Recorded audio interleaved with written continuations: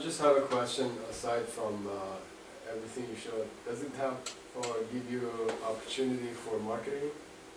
Marketing, like market your business? yeah, that's also something that we are interested in with the fact that there's a possibility in there. So Okay. right now, what I would say for marketing is, we actually do work with people of various different roles. And if you're spreading Practice Fusion a little bit, then we'll help you out. If you want to get involved with people who are on Practice Fusion, like get your name out there are things that we can work with that as well. And again, we do want to make this a community. We want to connect people. We want you to be able to find providers of various specialties in there and put your name out there to say, hey, listen, I'm on here as well. Right after that, we're using the same technology. I think we can work together. So definitely. In fact, I would be very interested in talking to you about this, kind of maybe more one-on-one, because the point of having this technology is to just spread the wealth, spread the information, spread your own services and talents to other people. So absolutely. We don't think of this as just a tool. We think of this as an online community.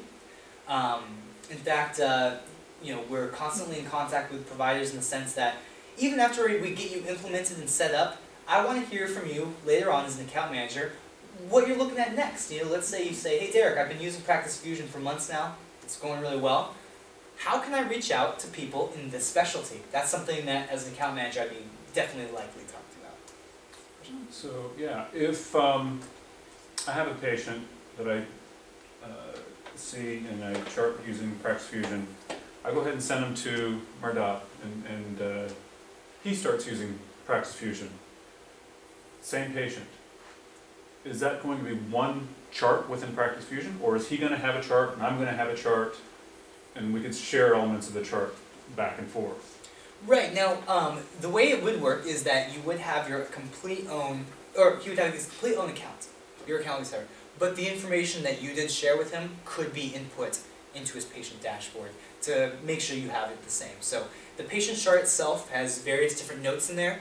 The notes that you share with him can then go into, for instance, the past medical history, and he will then have access to that moving forward. But moving forward, the information you're not sharing will become, specific until you share. Exactly. And we do feel that for us personally, the fact that you're sharing information, we would love it if the provider then adopts Practice Fusion, but they don't have to. They can get the information regardless either way.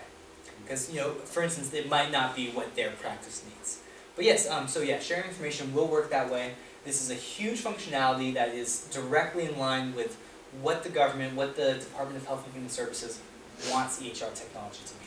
And as a patient, I'm really excited about this. I can't wait till the day I walk in for a visit and information is available, to that provider. And I feel, I can see already, the day that I walk in there, and he or she has my information there. It's going to take some load off my back. It's going to make a more efficient visit. You're going to get more done in that visit. It's going to be more pertinent. And then moving forward, sharing the information together, if I move states or with me, is really just going to be a completely different relationship with the patient and the provider. Yes.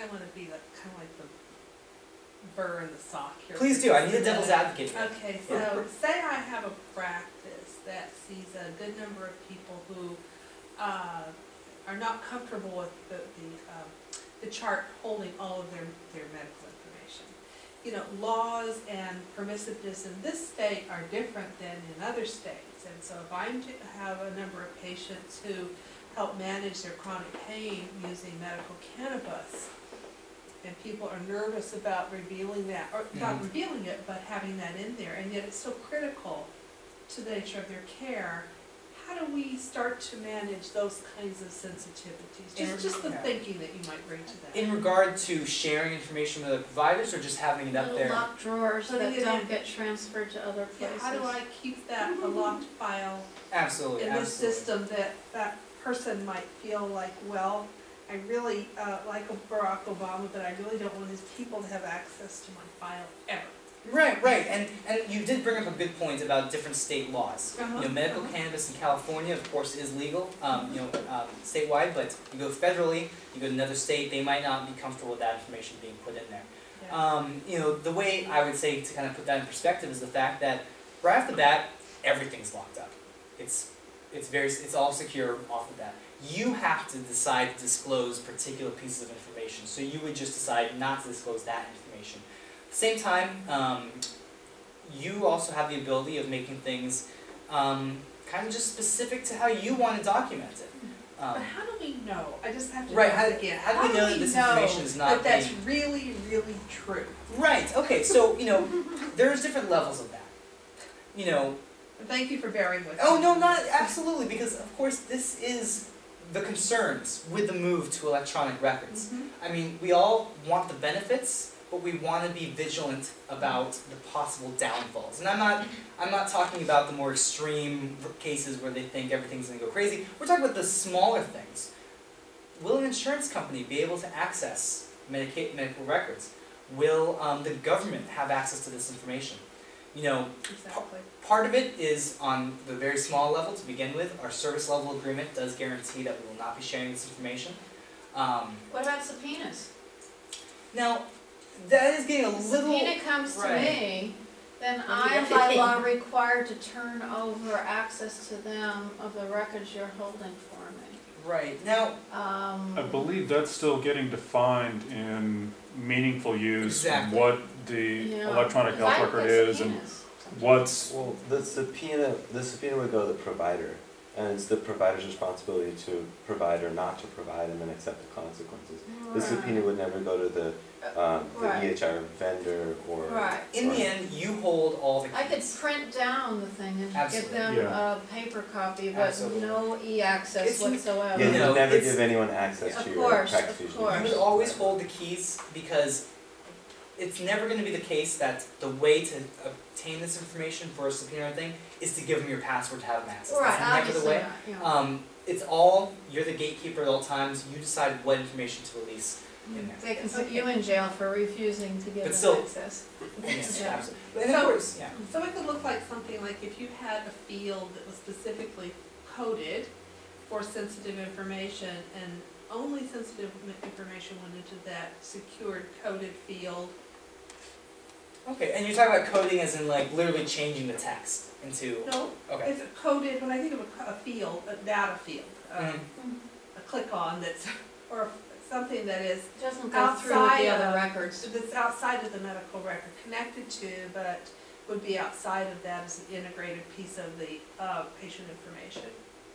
Okay, It's like this coded just means it's a different field. right, right. And so you could leave that field out? I mean, is that, I mean- Send over everything else. everything is that Right. field number 13? Absolutely. That would be the way that you would send Okay. information if need be. You would print out particular areas, you would report on different particular areas. I mean, you can have the option of just selecting a particular visit, past medical history, particular areas of past medical history, particular dates, particular events. But these will all, right off the bat, you know, by standard default, be locked up.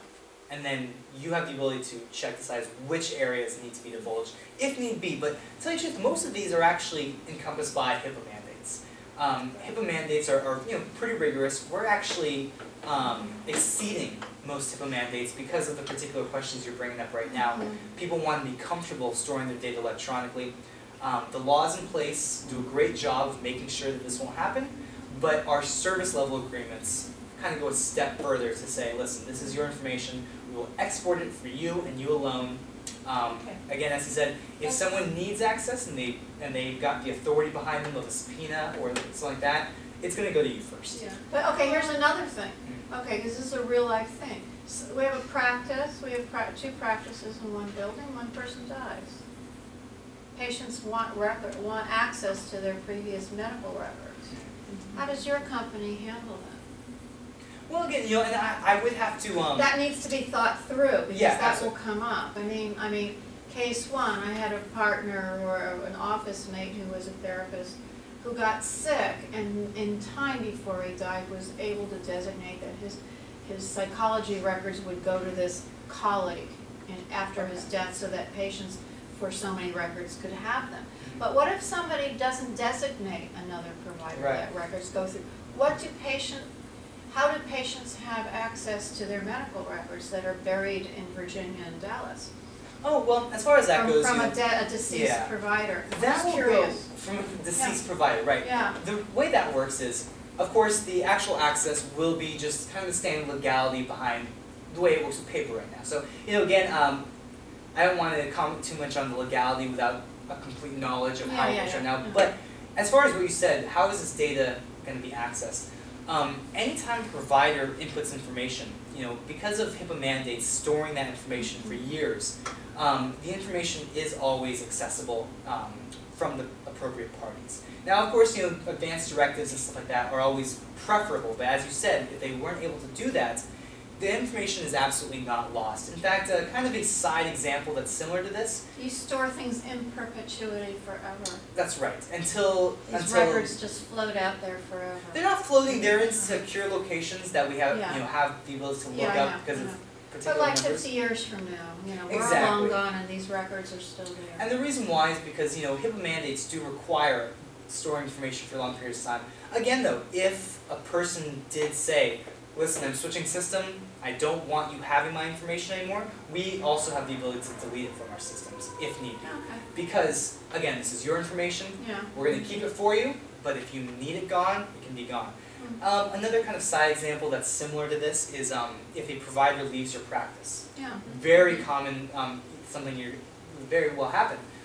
What happens in that case is the provider is deactivated, but their information is not deleted from the account. So that way, if they did have an appointment coming up the week after they left, it's still going to be available, so you're not completely left in the dark. You also still do have, of course, the legality involved would have to be transferred, but the information is still available because, of course, that doctor might have left or that provider might have left and the patient might still be visiting that practice. While they are deactivated, they don't have access to your account anymore, they're not showing up on a regular basis, it is still in there, still reportable and searchable. Good.